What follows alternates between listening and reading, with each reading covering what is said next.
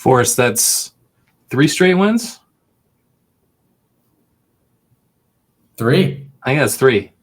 3 wins in a row for your Detroit Red Wings. Let's roll it. Turn up your volume. Because you're about to listen to The Sick Podcast. Hockey Town Hangout. Brings it in, scores! Oh, his first NHL goal is a beauty! The sickest Detroit Red Wings podcast. It's gonna be sick. Ladies and gentlemen, your 2023 Detroit Red Wings, after a very close contested game in New Jersey, have rattled off a 3-game winning streak, starting with Tampa Bay home opener, quick 4-0 butt kicking in Columbus, and then tonight, Wednesday, a 5-3 win over Cindy Crosby and the Pittsburgh Penguins. Yeah, I mean, that's what? I think that's 18 goals in 4 games. Quick math, 4.5 goals a game. That's definitely an improvement from last year. Again, only 4 games, but 6 points in 4 games against 4 quality opponents. I mean, Alex DeBrincat's got 4 goals. Power plays, 5 for 11 is what you said earlier? Power play is 5 for 11 right now. Yuck. Oh my goodness! It's the light the lamp emoji. I mean, just over and over, just lighting the lamp. Basically we got the Edmonton Oilers of 2022-23 out there, just cloaked in Detroit Red Wing, a winged wheel and red and white. Not to overreact or anything. Oh no, for sure an overreaction. But we're loving every second of this right now. Absolutely. So why don't we start with the home opener? The energy at the LCA was incredible. It was a beautiful Saturday in Detroit. A 6-4 win over the Tampa Bay Lightning, who went 0-3 on that road trip for us against Tampa Bay against Detroit, Ottawa, and Buffalo. I mean, I get that they have their backup goalie in, but man, oh man, they look really thin up front after their top 6, especially now with all those long-term contracts they've signed. I mean, obviously, anytime you're missing one of, if not, I'll say top 3 goaltenders on the planet, it's definitely going to hurt you, especially when you've been to, 3 straight cup finals. And then last year they flamed out early and took Toronto to 7 games in the first round. But yeah, a really tough look for them. I mean, it's just noticeable. Like the third and the fourth lines, the top 2 lines, don't get me wrong, they still skate around everybody as expected and as advertised. But those third and fourth lines, it's just kind of interesting to see how that was once their strength is now definitely one of their glaring weaknesses. And obviously that's part of the we'll say crunch that the cap has, but just interesting to see how over time what was once a top to bottom feared roster is now kind of cut apart. Yeah, definitely not the same group that went and won back-to-back Stanley Cups just a couple years ago. It was interesting though. I mean, Tampa put up a fight in that game. Stamkos had a pair. I think at the end of the second period, Detroit was out shooting them something like 35-14, and they only had a 1-goal lead to show for it. And as a hockey player, that can be frustrating because you're just peppering this goalie who isn't Andrei Vasilevsky with tons of shots, and you're only got a 1-goal lead to show for it. So they really had to bear down. That third period was kind of back and forth. Beautiful connection between Larkin and DeBrincat on that 2-on-0. Yeah, just a really great win, and Mo Seider with the half-court jumper to seal things at the buzzer. So great. Cat was all over the place. Yeah. He has been, I'm going to say, better than advertised. Agreed. I didn't think he was going to have the puck on. I mean, he's a 5'9" forward, and in today's day and age, obviously they're able to succeed. But, I guess personally, I wouldn't think he would have the puck on his stick as much as he does. But the guy just creates chaos, and I love it. The way that him and Larkin kind of played off of each other. I mean, what really impresses me is the pressure that our offense has, especially below the goal line. over the last couple years, we haven't really thrown bodies into defenders. We don't really make them kind of look behind them, take a quick peek before. They just kind of get away with taking the puck up against the boards, and it's not like that anymore. And you're seeing what this pressure is doing to defense, even great defenses. So it's really cool, and it's fun to see something different. It's fun to see this hunger from a veteran-laden team that Steve's assembled. Yeah. Excuse me. I just was really impressed with how, you go into New Jersey, and that's a close game. It's a good team you lose to. No shame in that. But then you come home and you play that team, and it's a team that's like kind of had your number over the last 7-8 years. And, they put up a really good fight, but ultimately, that third period, it was kind of just a battle of wills. And I think they had a 2-on-0 earlier in that game that got stifled. I can't remember who it was between, but the 2-on-0 with Larkin and DeBrincat, that was a slam dunk. And ultimately that ended up being the game-winning goal. So that was really nice. And, I love that new goal horn too. Oh my gosh, what an upgrade that is. I think we should stop and just talk about that for a second. I mean, to be honest, in the crazy world that we live in of 2023, dare I say that be the best thing that's happened this year outside of our wonderful Lions being fantastic? I mean, that JLA goal horn, you talk about nostalgia. I mean, for both of us, that's what we grew up on, man. It just hits home. You got any thoughts on that? Agree 100% with what you said. I can't wait to get down there and hear it live because I feel like the TV doesn't do it quite justice. But yeah, just the fact that I swear, dude, that sound clip they used was downloaded off a Napster on a gateway laptop that was built in 2005. That thing sounded so freaking horrible. And God, it makes my skin crawl. But yeah, massive upgrade on that front. And I love the Eminem Without Me mimicking laughing that just plays after they score. When we're good and in the playoffs again, that's going to be so infuriating if you're an opposing player or fan for sure. I think that's really another one of the exciting things is, what one day when there is top tier hockey and we are contenders and favorites and out front, that it's going to be bumping at LCA. And I really can't wait to see how packed it is and hear the goal horn and see the environment back there, man. It's been a long time since we've had good hockey and a lot to cheer about. So very exciting stuff. Continuing with the home opener between the Red Wings and the Lightning, obviously 6-4 was the final score, Matt. Giving up 4 goals in any game is not ideal. What did you see from the defense and goaltending that maybe you didn't like? Yeah. Husso didn't have his best game for sure. I think his save percentage going into the game tonight was in the 860s. So definitely hasn't had the greatest start. The defense, I don't know. I'm having a little bit of an issue with their gap control. I just feel like they're giving guys a lot of room.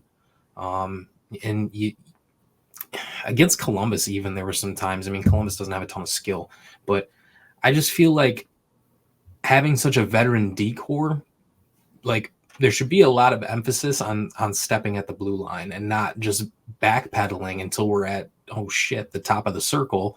And now we're in our goalie's way, or we got to get down and for real block the shot. And it's just doesn't really make any sense to me, especially with the way they've been playing the neutral zone. The neutral zone's clogged and they're angling it a lot better. It incentivizes the D to step because you have forward help coming back. Even if you make a step and you whiff, you still have 1 or 2 back checkers coming. And in theory, it shouldn't be that big of a deal. But again, I just think some of their schematics and some of their structure has changed from last year to this year. And I just think it's kind of growing pains, which is pretty typical. But hopefully, as we progress here, weeks turn into months and so on, hopefully the D learn to tighten up that gap. And hopefully as a result, we're giving up less shots per game. as kind of a side effect of that out as well, obviously. I think the one thing I've really kind of taken a liking to so far is just the overall structure of the defense. I think that you mentioned the neutral zone being clogged. I think that the forwards are doing a really great job in making sure that the attack is funneled into the outside and not coming down the middle. Yep. Agreed with your point on defense stepping up. I mean, they're getting great support. They're setting up the 2-2-1. There's no reason that they can't start stepping up, and maybe some of that's just not having the reps together, as an entire squad. I don't really know, but I really like the structure. I think Derek Lalonde in year 2, he's really getting through to these guys. You can see that, the defense is taking a step forward, and hoping that, obviously Husso didn't have a great performance against the Lightning, but hoping that as we continue to ease into the season here, that he can kind of turn a corner and pick it up a little bit. Yeah, I think when Husso is hot, he's hot. And I think you saw that in the Penguins game, really holding us in there in the third period. But, he has some blunders too. His age escapes me. I think he's late 20s. But still, he's still, coming into his own as a starter. I think there's a potential for him to, play in Detroit past his contract, maybe a couple of years, get a little extension maybe. But again, he needs to continue to grow in terms of his consistency. He did a really good job. There was a play on Evgeny Malkin tonight. There's a busted 3-on-1, and Malkin gets puck high slot, wide open look. Husso comes out really aggressively, top of the crease, challenges that angle, and is able to take it away. And again, it's just stacking those smart plays like that. Obviously, they do a ton of video with their video guys and their goalie coach. I'm sure that's a multiple times a week type of thing. So again, just it's all about being in your rhythm as a goalie, and everyone is unique and everyone has their quirks. And I think for him, he's finally kind of starting to come into his own a little bit. Still a little bit of growing pains here and there. I'm not sure if he's ever going to be a goalie that you could win a Stanley Cup with. But again, I mean, I don't know. Vegas wins with a guy like Aiden Hill, who most people had never heard of before the playoffs. So goalies are a bit tricky. They require a lot of patience. And I think really the easiest thing an organization can do to make a goalie instantly better is improve the blue line, which is something obviously Steve Yzerman has attempted to do here. Couldn't agree more. All right, let's jump to third game of the season. The Red Wings against Columbus. This one was a 4-0 shutout for the Red Wings. James Reimer in goal. First start of the season by one of the backups.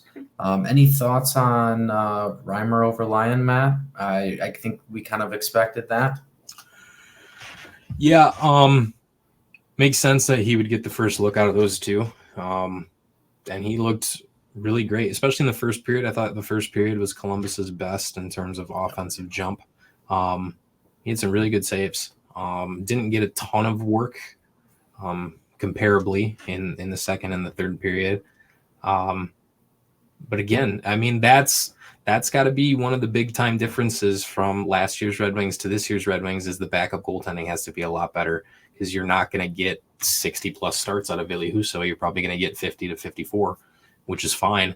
But you're going to need guys like James Reimer. When their number is called, they got to do their part. And I think James Reimer really did a nice job. I don't think he had to stand on his head by any means, but he had to make some quality saves to earn his shutout. And he earned it for sure on the road too against a conference opponent. Yeah, I would agree. I mean, I think Reimer wasn't challenged a lot. I liked your point about that. I don't think he had to make any crazy stand on your head saves, but overall he was consistent, and you can't fault a goaltender for making all the saves and pitching a shutout. So tip of the cap to James. I was really impressed with Gostisbehere specifically. His ability to read the play, to pinch.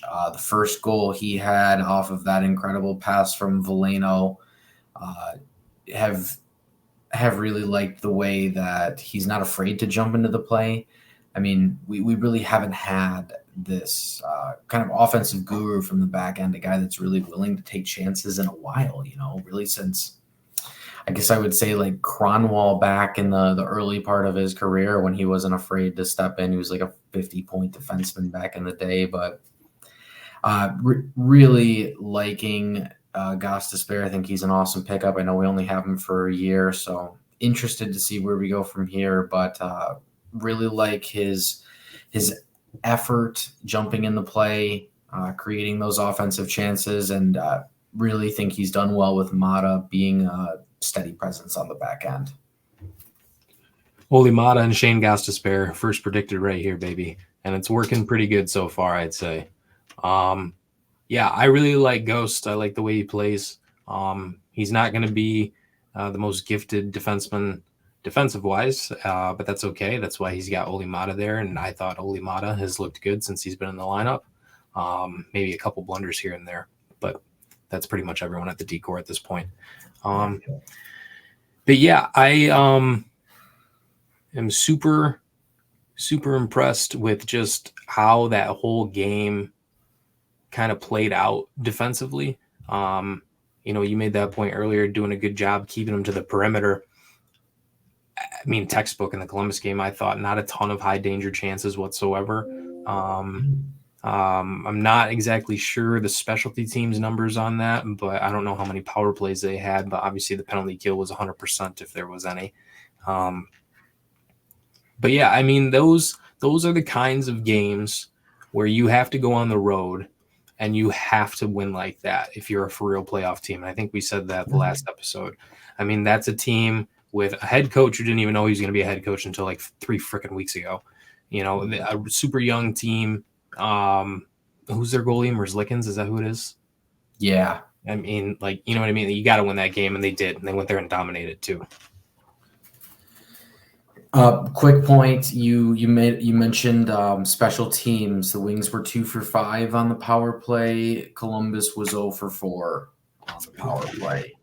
Another interesting thing. I know last year the Wings overall as a team kind of struggled in the face-off dot. They won 67% of the draws against Columbus. Wow. And another thing, we didn't bring it up in the Tampa Bay game, but they had 22 block shots against Tampa Bay. I mean, I saw that even Cat had a block shot.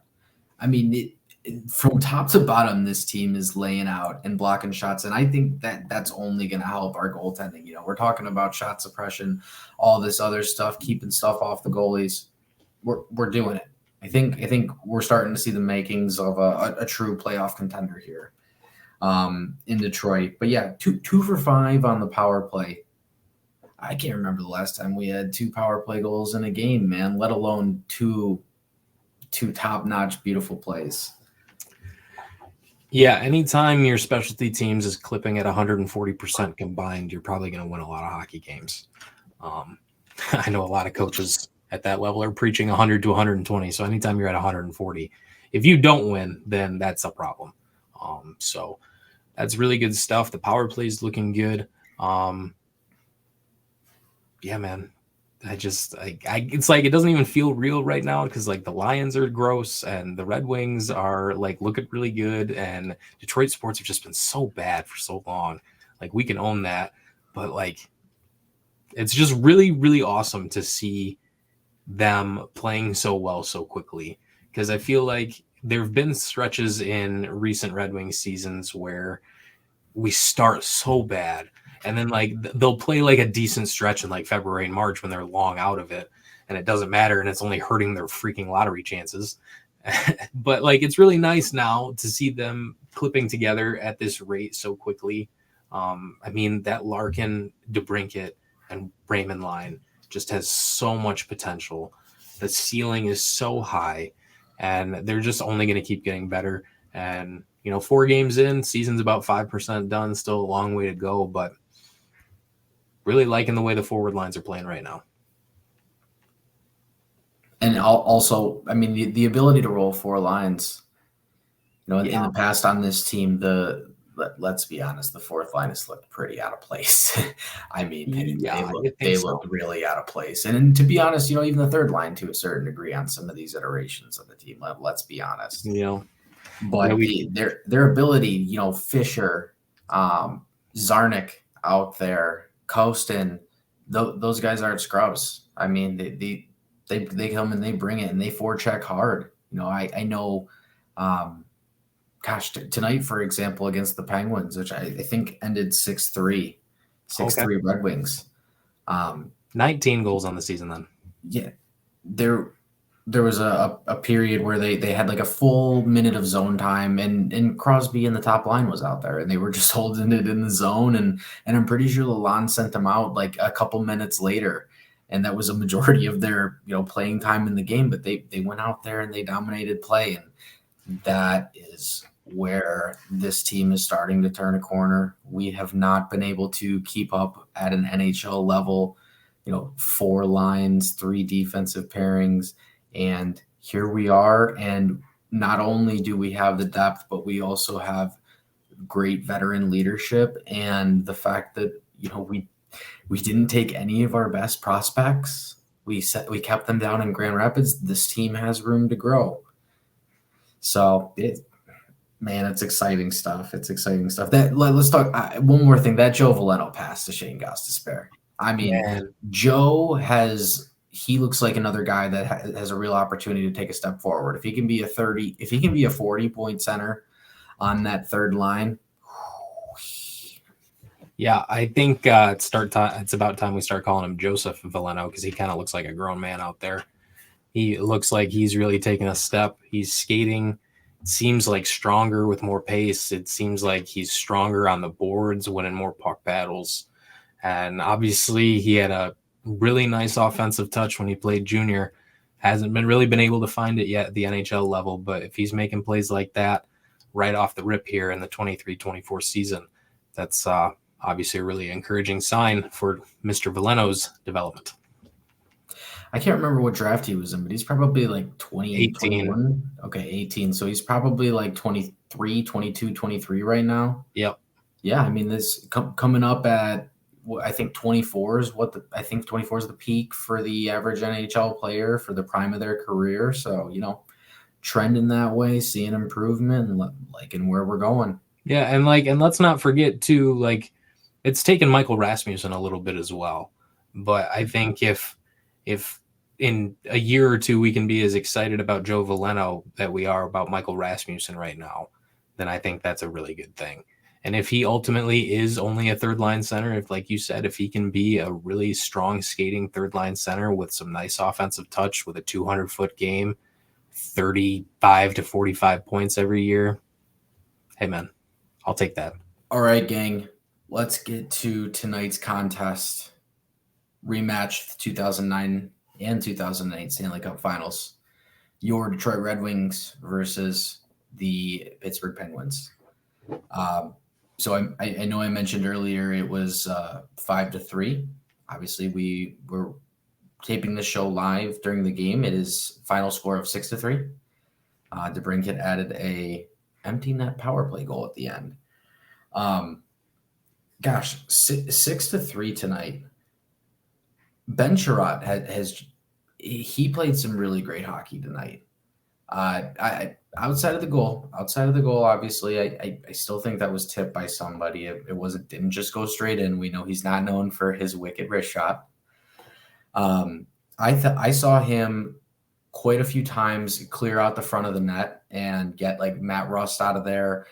Pesky guys that are out there to tip the puck. I mean, obviously Carlson had the one that got tipped in, and you're not going to be perfect. But I thought for the most part, from a net front standpoint, Husso had a lot of great chances to see the pucks, and he showed out tonight. I would say Husso, his third period was one of the more impressive periods I've seen him play in a Red Wings uniform. I will say that much. I did not have faith that we were going to hold on, straight up. I saw the way the Penguins were bombarding us, and the old Red Wings, they would have folded, and they would have probably given up a 3 or 4 spot in the third and then got blown out in the end. But this brand new Red Wings team, they pressed on and they fought back. And not only did they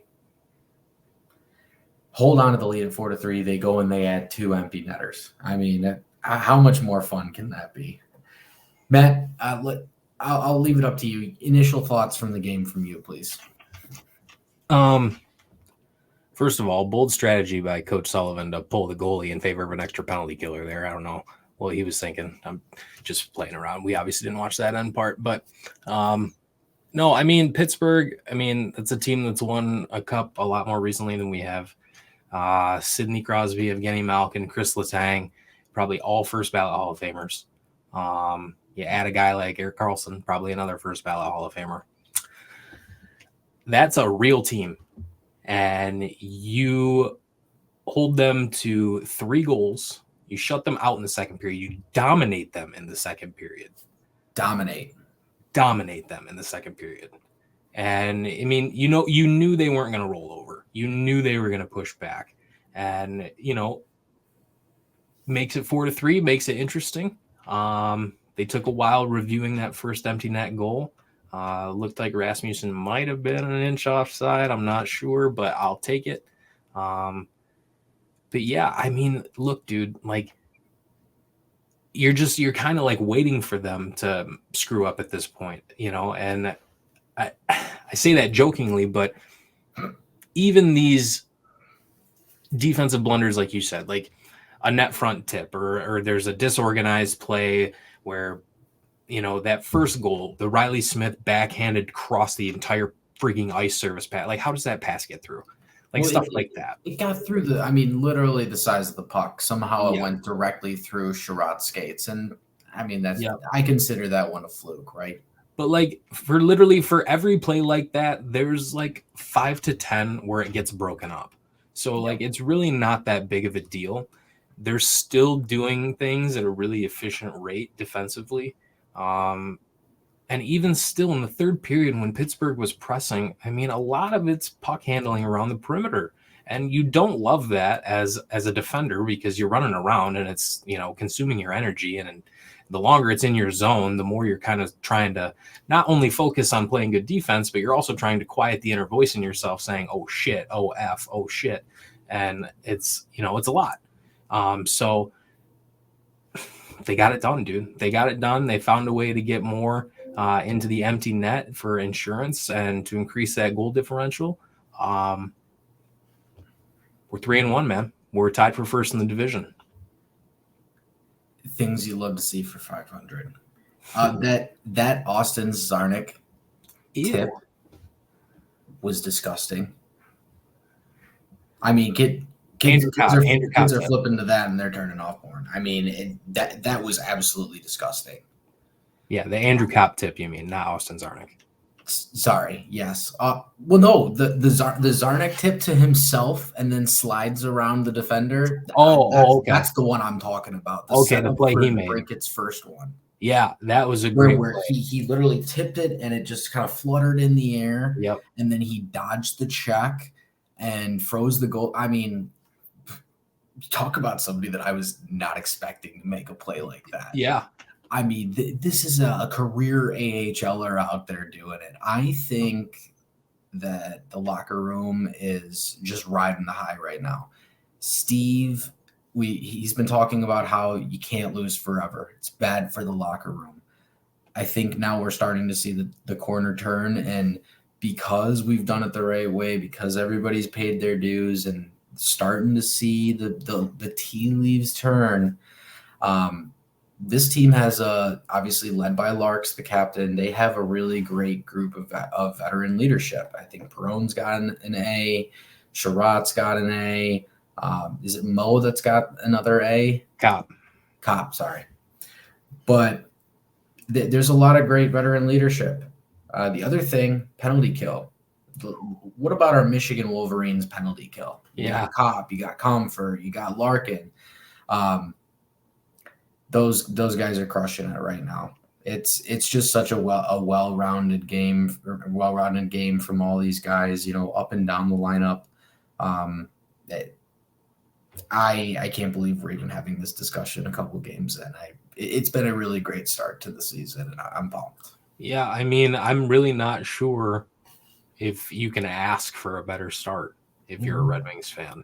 I guess you could ask to be 4-0, but like, let's get real, you know. I mean, I think if you would have told either one of us, hey, you're going to be 3-1 with a +8 goal differential after 4 games, we would have been like, yeah, no problem with that.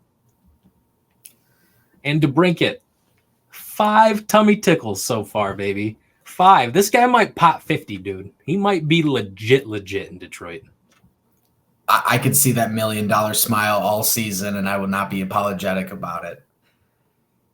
Man, for 93, man. He's like you said earlier in the show, better than advertised so far.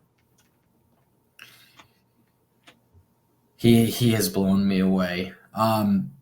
So I guess they had two power play goals tonight, including the last one, which was an empty netter, technically. So 6 for 12 on the power play then? 50% power play after 4 games. Son of a you-know-what. Yes. Larkin's got 5 apples himself. I mean, the top line's just churning. Yeah. They've been kicking ass and taking names. Against real teams. Like, we haven't started the season with Columbus, Montreal, and then San Jose and Anaheim. Like, like Columbus was in there, but those are 3. Oh, man. Like, that's the thing for me. Those are 3 teams that you beat that all want to win a Stanley Cup right now. So, I mean, excuse me, with the exception of Columbus. I got mixed up with New Jersey, but still, I just, yeah. Well, with New Jersey, we put ourselves in a position to win, which True. I mean, when you're a team that's knocking on the playoffs, that's on the outside looking in, and you lose yes, it was 4-2, and they got a goal at the end there to make it 4-3, but that game was close through 3 periods. Yep. So I would agree. I mean, you can't be too upset with where we sit through 4 games.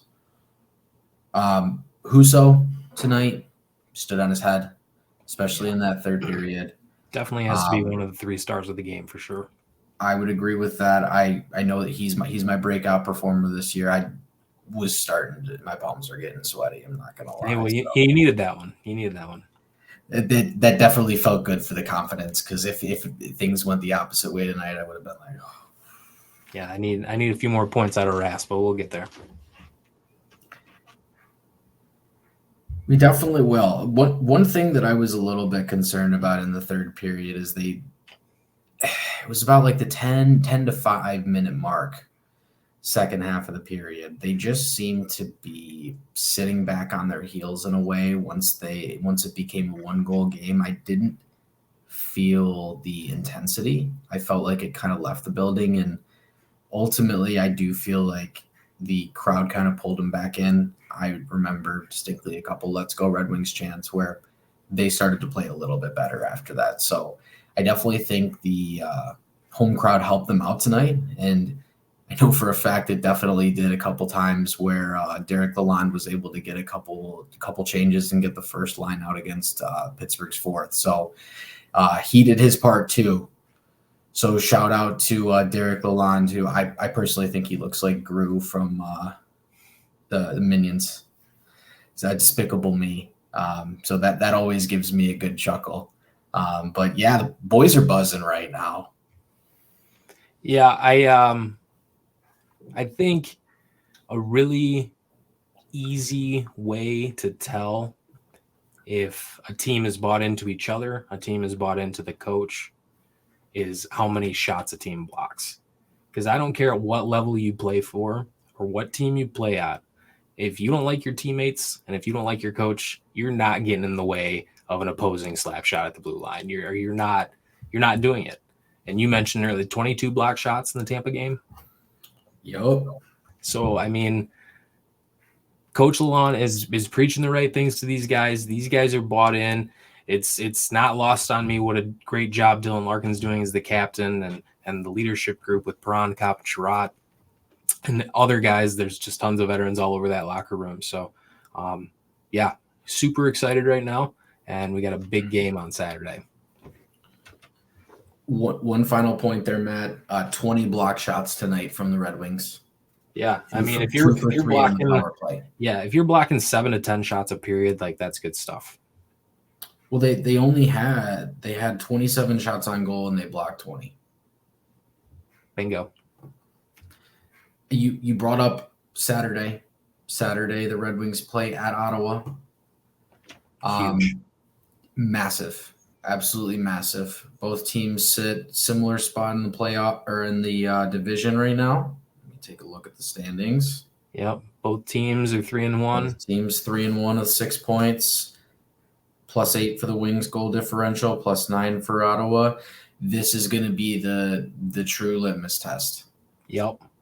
Last year was the 2-game series in March. This, I know we're feeling great tonight, feeling like we're in a good spot after 4 games, but imagine how elated we're going to be if the Wings can go in there and have a dominant performance at Ottawa where with a physical team that has pushed them around for the last couple of years. I know tonight with the Wings and Penguins, there was quite a few skirmishes. I mean, way more than I remember. Last year it was mostly our players, kind of getting thrown around and afterthoughts. But this year, Mo's rucking it up in there. Larkin's coming in after the play. I honestly love seeing Jake Wallman throw his glove out there and pissing off Cindy. I can't stand her. I think she's such a crybaby. Yeah. Anytime Dylan Larkin's willing to throw some hands, if you're a player on that team and you see your captain doing that, that's got to fire you up for sure. And seeing Jake Wallman get in Sidney Crosby's face, I mean, like these Red Wings, they're trying to prove to the world that they're not afraid of anybody anymore. And what better way to do that than to have a little grit and sandpaper to your game against guys like Evgeny Malkin and Sidney Crosby and the Pittsburgh Penguins, who have won, 4 Stanley Cups since since we've won our last one. So really, really solid performance in that department tonight. But yeah, if you are involved in the Red Wings organization, this game on Saturday should have been circled on your calendar the freaking 2 seconds after the schedule dropped, Like, to think of those 2 games back-to-back in Ottawa and what that did. I mean, Dylan Larkin, he should probably – if it were me, I'd be looking at those 2 games personally because I would blame those 2 games on my friend getting traded out of town if it were me. I would take that super personally. DeBrincat, you don't even have to talk why that should be personal. If you go out there in their building and you can punch them in the mouth physically and, metaphorically as well, at that point, people around the NHL are going to start having the conversation, are the Red Wings for real? And we're only 5 games into the season. So, honestly, the one place I do think that we have an advantage is in goal.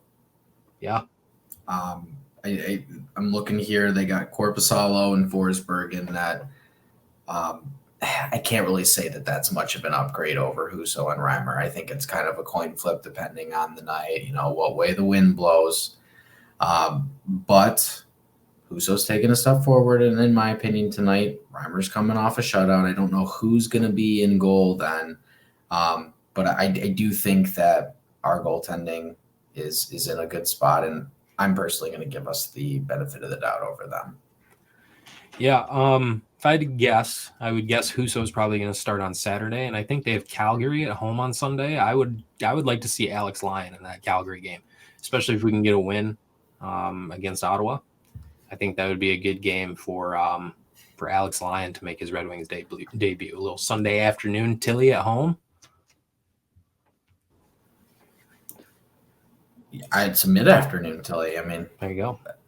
That's interesting. Usually, they're early in the day on Sundays. Yep. You don't usually see a 5 p.m. Puck drop on a Sunday. So I'm sure that's probably to get the West Coast audience and the Alberta audience in there. But very interesting. But yeah, you definitely gotta go into Ottawa. First 10 minutes of that game are super important. You really want to establish your forecheck. It has looked super aggressive and effective at times. It is just of the utmost importance that gets established early. If any guys like the Brady Kachucks of the world try and get under anyone's skin, it's have the Warriors back next to you mentality the whole game. We cannot go in there, and even if you lose the game, we cannot go in there and look as weak as we did last year. You have to go in there and at least send a message somehow, some way, that even if we don't get the 2 points, even if we don't get the win, we're going to see you 3 or 4 more times, and it's fucking on, pal. For selfish reasons, I personally want to see a heavyweight battle. I want to see Brady Kachuk versus Klim Kostin. I'd love to see that too. I want to see Lalonde throw the fourth line out there in offensive zone face-off, and I want to see those two boys go after it. You mentioned we got pushed around. Everybody knows we got pushed around, and that's the reason we sold at the deadline. I want to see Kostin out there talking smack all game, and Brady Kachuk has gone unchecked in this I'll say rivalry for a while now. He has the answer for kind of, I'll say, running amok on the Red Wings, and his chickens have come to roost. And there's going to be no more free playing around in our sandbox, buddy. It's going to be tough sledding from here on out. So welcome to Detroit. Yeah, definitely excited for that one. Who do we have after Calgary? It's so at Ottawa, home Calgary, home Seattle, home Winnipeg, and then we go on a road trip out east. Wow.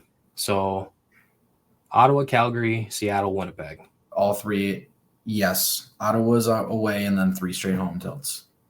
Man, if you get 6-2 or 7-1 or 6-1, 3 winnable games at home. I mean, man.